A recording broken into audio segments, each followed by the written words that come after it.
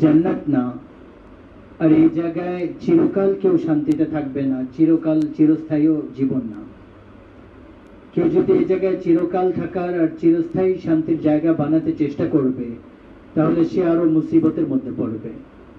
চিরকাল আর চিরস্থায়ী জায়গা হচ্ছে জান্নাত, আর দুনিয়া হচ্ছে পরীক্ষার জায়গা। আর আল্লাহ তাআলা বলেছেন, আমি তোমাদের কাছ থেকে অবশ্যই পরীক্ষা নিব, ভয়ের মাধ্যমে, সম্পদের কমি দিয়ে, সুস্থতা অসুস্থতায় পরিণত করে, তোমাদের ক্ষেতের মধ্যে, তোমাদের ব্যবসার মধ্যে, সবকিছুর মধ্যে আমি কমি দিয়ে পরীক্ষা নিব। আর একদম শেষের পরে মৃত্যু। আচ্ছা, রেজাল্ট কি? ওয়াবাশশিরিস সাবিরিন। এই সমস্ত অবস্থায় যারা ধৈর্য ধারণ করবে, সবর করবে, তো আল্লাহ তাআলা বলেছেন, আমার নবী এদেরকে বারবার সুসংবাদ শোনান, একবার না, বারবার। আচ্ছা, তারা কারা? আল্লাযীনা ইযা আসাবাতহুম মুসিবাহ ক্বালু ইন্না লিল্লাহি ওয়া ইন্না ইলাইহি রাজিউন।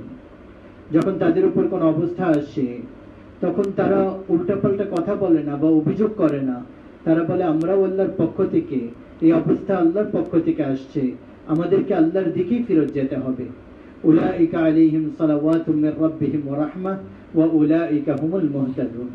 আল্লাহ তাআলা বলেন, এরাই হচ্ছে তারা যাদের জন্য আল্লাহর পক্ষ থেকে শাবাশী এবং আল্লাহর পক্ষ থেকে রহমত এবং আল্লাহ তাআলার পক্ষ থেকে তাদের জন্য হেদায়েতের রাস্তা। আর আল্লাহ তাবারক ওয়া তাআলার পক্ষ থেকে এটা একটা পরীক্ষা আমাদের উপরে। আল্লাহ তাবারক ওয়া তাআলা নিজেই বলেছেন,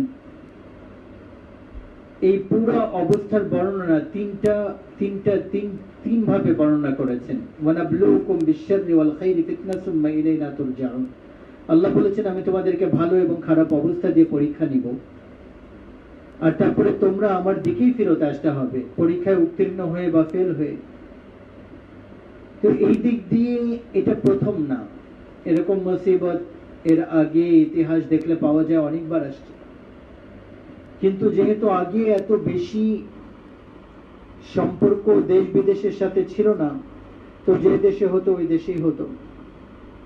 দ্বিতীয়, আল্লাহ তাবারক ওয়া তাআলা এটা বলতেছেন, ওয়ালানুযিকান্নাহুম মিনাল আযাবিল আদনা দুনা আযাবিল আকবার লাআল্লাহুম ইয়ারজিউন।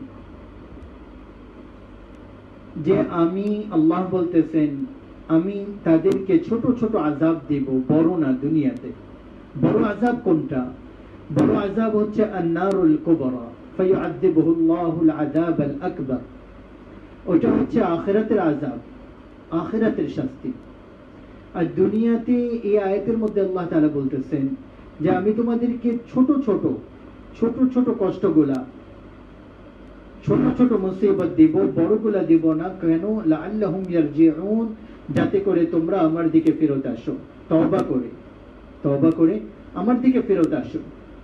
তো এই যে অবস্থা আসছে, এই অবস্থার হালত এটা, যেটা পুরো দুনিয়াতে এখন ছড়িয়ে পড়েছে, পুরো দুনিয়ার অবস্থা, এর মধ্যে আমাদেরকে আল্লাহ তাআলার দিকেই ফিরতে হবে, যেখান থেকে এই সমস্যার সমাধান হবে। আর আরেকটা হাদিসের মধ্যে রাসূলুল্লাহ সাল্লাল্লাহু আলাইহি ওয়াসাল্লাম বলেছেন, আল্লাহ তাআলার কথা, যে আহলুশ শুকরি আহলুজ জিয়াদাতি। আল্লাহ তাআলা বলেন, যে আমার শুকরিয়া আদায় করে তার রিজিক আমি বাড়িয়ে দিই। আহলু তাআতি আহলু কারামাতি, যারা আমার ইতাআত করে, আমাকে মানে, আমি তাদের সম্মান বাড়িয়ে দিই, ইজ্জত বাড়িয়ে দিই। আহলু মাসিয়াতি লা উকনিজুহুম মিন রাহমাতি, যারা আমার নাফরমানি, গুনাহ করে, তাদেরকেও সুসংবাদ যে তারা নৈরাশ না হয়। ইন তাবু ফাআনা হাবিবুহুম, তোমরা তওবা করো, আমি তোমাদের বন্ধু হয়ে যাব। ইল্লাম ইয়াতুবু ফাআলাম তাবিবুহুম, তোমরা যদি তওবা করবা না, তাহলে আমি আল্লাহ তোমাদের জন্য ডাক্তার আর তাবিবের মতো হয়ে যাব। আবতালিহুম বিল মাসাইব লিতাহহিরাহুম মিনাল মাআইব, যে আমি তোমাদেরকে অল্প অল্প পরীক্ষার মধ্যে দিব, যাতে করে তোমাদের গুনাহ তোমাদের থেকে পরিষ্কার করে ফেলে। তারপর আমাদের নবী বলেছেন যে একদিন যদি কারো জ্বর হয়, তো 1 বছরের তার গুনাহ আল্লাহ তাআলা মাফ করে দেন। একদিন যদি তার জ্বর হয়। আর এই অবস্থা থেকে উত্তীর্ণ হওয়ার জন্য বাহ্যিক যে আসবাব যেগুলো আছে, দুনিয়ার সাজ সরঞ্জাম যেগুলো আছে, এগুলো আমাদেরকে মানতে হবে, আল্লাহর দিকেও মুতাওয়াজ্জহ হতে হবে, এবং সুন্নত হিসাবে আল্লাহর রাসূল তো কিয়ামত পর্যন্ত আনেওয়ালা সময়ের জন্য আমাদেরকে রাস্তা দেখিয়ে গিয়েছেন। উনি মানুষের জন্য আর অবস্থা, এটা আল্লাহ তাআলার রাসূলকে যারা মেনেছে তারা তো মুসলিম, তারা মুসলমান। আল্লাহকে যারা মেনেছে তারা মুসলিম মুসলমান, যারা মানে নাই তাদেরকে গায়র মুসলিম বলা হয়। আল্লাহ তাবারক ওয়া তাআলার নবীর জিন্দেগি থেকে প্রতিটা জিনিসের শিক্ষা পাওয়া যায়। এক হাদিসে পাকের মধ্যে আসছে ছোট একটা ঘটনা। মদিনা মুনাওয়ারায় একবার কঠিন বৃষ্টি হচ্ছিল, তো কাদা হয়ে গিয়েছিল, বৃষ্টি বেশি হচ্ছিল। জানের কোনো ভয় ওখানে ছিল না, শুধু মসজিদে আসতে মুসল্লিদের কষ্ট হবে আর কাপড় হয়তো কাদাযুক্ত হয়ে যাবে। তো কুরবান যাই রাসূলুল্লাহ সাল্লাল্লাহু আলাইহি সাল্লাম হযরত বেলাল রাদিয়াল্লাহু আনহুকে বললেন, বেলাল যখন আজান পুরা করে ফেললেন, তো হযরত বেলাল রাদিয়াল্লাহু আনহু এক আনসারী মহিলার বাড়ির ছাদে উঠে আজান দিতেন। আল্লাহর রাসূল বলেন, বেলাল ঘোষণা করো, আলা সাল্লু ফি রিহালিকুম, যে আল্লাহর নবী বলেছেন সবাই নামাজ নিজের নিজের ঘরে পড়ে নাও। এই হাদিস আমাদের জন্য এটা প্রিন্সিপাল, এটা উসুল, যে অল্প একটু কষ্ট থেকে বাঁচার জন্য আমাদের নবী বলেছেন ঘরে নামাজ পড়ো। তো এখন তো আমাদেরকে ডাক্তারদের কথা ফলো করতে হবে, কারণ যে যে বিষয়ে অভিজ্ঞতা আর ওই কথা মানতে হবে।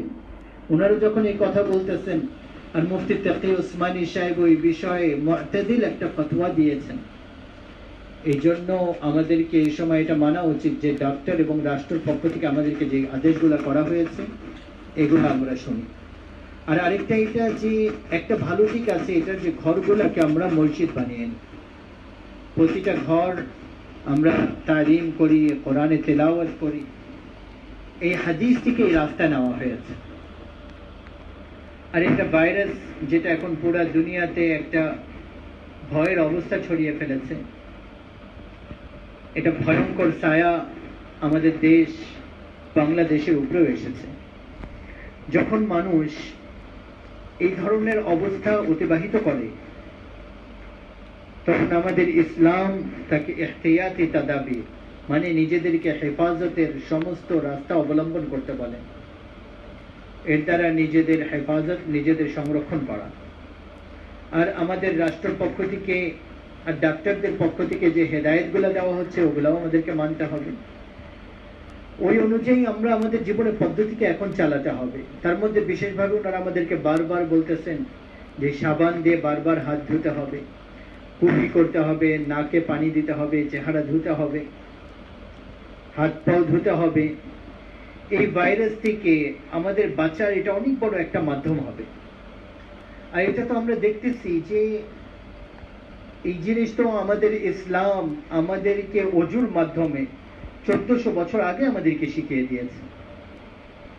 অজুর উপরে অজু করা আমাদের দিন আমাদেরকে বারবার বলে। নামাজের জন্য অজু শর্ত। আর এক অজু যদি দিয়ে আমি 5 ওয়াক্ত বা আপনি 5 ওয়াক্ত নামাজ পড়তে পারেন, অজু যদি না ভাঙে তাহলে পড়তে পারবো, অসুবিধা নেই। কিন্তু অজুর উপর যদি অজু করব তাহলে এটার উপরেও সওয়াব আছে।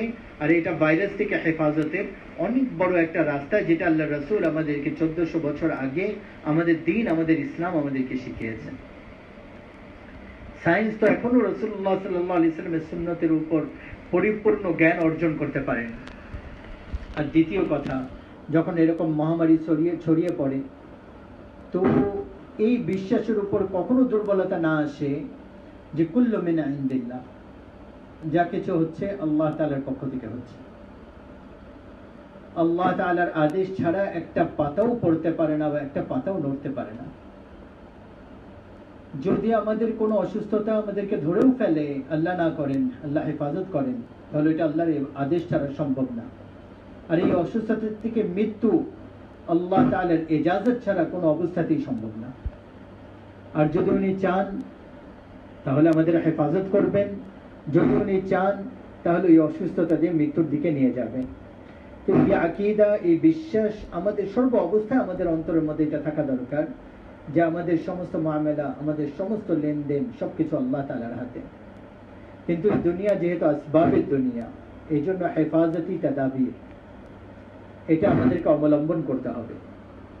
যেরকম আল্লাহ রাসূল নিজেই বলেছেন কুষ্ঠ রোগী থেকে এক বর্ষা পরিমাণ দূরে থাকো, মানে 6 ফিট দূরে থাকো। এটা আল্লাহ রাসূলের হাদিস। আর সায়েন্স এখন, আমার মেডিকেল সায়েন্স আমাদেরকে এখন বলতেছে। আর যেখানে মহামারী ছড়িয়ে পড়ে ওই জায়গা থেকে বের হতে মানা করছেন, অন্য কোথাও থাকলে ওই জায়গায় যেতে মানা করছেন। এখন দুনিয়া এটাই করতেছে যেটা আল্লাহ রাসূল আমাদেরকে বলেছেন। শহরগুলা লকডাউন, দেশগুলা লকডাউন হয়ে গিয়েছে। এগুলো আল্লাহর রাসূল আমাদেরকে বলেছিলেন এই কাজগুলা করলে অসুস্থতা থেকে আমরা বাঁচতে পারবো। আর তৃতীয় বিষয়, যখন এরকম মহামারী ছড়িয়ে পড়ে, অসুস্থতা ছড়িয়ে পড়ে, তখন সতর্কতামূলক সুরক্ষার ব্যবস্থা আমাদেরকে অবলম্বন করতে হবে। আর এর সাথে সাথে আল্লাহর সামনে দোয়া করতে হবে। আল্লাহ তাআলার সামনে দোয়া, কান্নাকাটি, রোনাজারি করতে হবে। বিভিন্ন সময়ের দোয়াগুলো আল্লাহর রাসূল আমাদেরকে শিখিয়েছেন, ওই দোয়াগুলো খুঁজে খুঁজে করি। ইমাম শাফি রাহমাতুল্লাহ আলাইহি ওনার সারা জীবনের সারাংশ বয়ান করতে যায় উনি আমাদেরকে এটা বলেছেন যে আমি এটা দেখিনি। উনি বলেন যে যখন মুসিবত আর অসুস্থতা ছড়িয়ে পড়ে তখন আল্লাহ তাআলা তাসবিহ ছাড়া অন্য কোনো ইলাজ এর থেকে ভালো আর হতে পারে না, আল্লাহ তাআলা তাসবিহ ছাড়া। আর সাইয়্যিদনা ওমর রাদিয়াল্লাহু তাআলা আনহু বলেন, লাউ নাযালাত সাইকাতুম মিনাস সামা মা আসাবাত মুস্তাগফিরান, আসমান থেকে বিজলিও যদি পড়তে থাকে তাহলে যে ব্যক্তি ইস্তিগফার করে আর তার কোনো অসুবিধা হবে না, তার কোনো ক্ষতি হবে না। এই জন্য বেশি বেশি ইস্তিগফার করি, তওবা করি, বেশি বেশি আল্লাহ তাআলার তাসবিহ করি, আল্লাহ তাআলার প্রশংসা করি, আর আল্লাহ তাআলার দিকে ফিরি তওবার মাধ্যমে। আর সাদকা বেশি বেশি করি, সাদকা বেশি বেশি করি, গরিবদের সহায়তা করি, সাহায্য করি। আর এই সময় আমরা সবাই ঘরের মধ্যে আছি, কতদিন আমাদের এরকম লকডাউন থাকতে হবে, দিন এবং রাত আমরা কিভাবে অতিবাহিত করব এটাও আমাদের একটু জানা দরকার। প্রথমত ঘরগুলোর মধ্যে জামাতের সাথে নামাজ পড়ি, তাহাজ্জুদের নামাজ পড়ি, তাহাজ্জুদ না ছুটে কারো তাহাজ্জুদকে আদায় করি। আর সকাল সন্ধ্যা তাসবিহাত পুরা করি, লা ইলাহা ইল্লাল্লাহু ওয়াহদাহু লা শারীকা লাহু লাহুল মুলকু ওয়া লাহুল হামদু ওয়া হুয়া আলা কুল্লি শাইইন কাদির। আল্লাহ রাসূল বলেছেন, সহিহ হাদিস, মুসলিমের riwayat, যে ব্যক্তি এই কলমা সকালে 100 বার, সন্ধ্যায় 100 বার পড়বে, এত নেকি নিজের আমলে নিয়ে যাবে যে এর থেকে বেশি কোনো ব্যক্তি নেকি কামাই করতে পারবে না। একমাত্র ব্যক্তি যে এর থেকে বেশি পড়বে, সকাল সন্ধ্যা এটা পড়ি। অথবা 3 কলমা, 3 তাসবিহাত, সুবহানাল্লাহ আলহামদুলিল্লাহ ওয়া লা ইলাহা ইল্লাল্লাহ আল্লাহু আকবার, সকালে 100 বার, সন্ধ্যায় 100 বার পড়ি। সবচেয়ে বেশি আল্লাহর কাছে প্রিয় কালিমা, মাহবুব কালিমা। আর সকাল সন্ধ্যায় ইস্তিগফার করি, নিজেদের গুনাহকে স্মরণ করি। ইস্তিগফার বেশি কিছু না পারলেও আস্তাগফিরুল্লাহ আস্তাগফিরুল্লাহ আর অন্তরে নিয়ত করি যে আল্লাহ আপনি আমার গুনাহগুলোকে মাফ করে দেন, এটা নিয়ত করি, ইস্তিগফার করি, আস্তাগফিরুল্লাহ বেশি বেশি পড়ি। আর তৃতীয় আমলটা যেটা, ওটা দুরূদ শরীফ, বেশি লম্বা চওড়া দুরূদ শরীফ যদি নাও পারি, সাল্লাল্লাহু আলাইহি ওয়াসাল্লাম, এতটুকু যথেষ্ট। আর কমসে কম প্রতিদিন 20 মিনিট থেকে আধা ঘন্টা কোরআনে কারীমে তেলাওয়াত করি।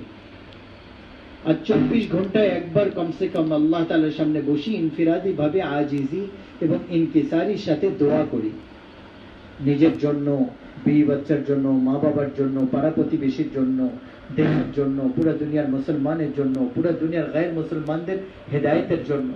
আর দ্বীনের উপর চলার হেদায়েতও আল্লাহ তাআলার কাছে চাবো।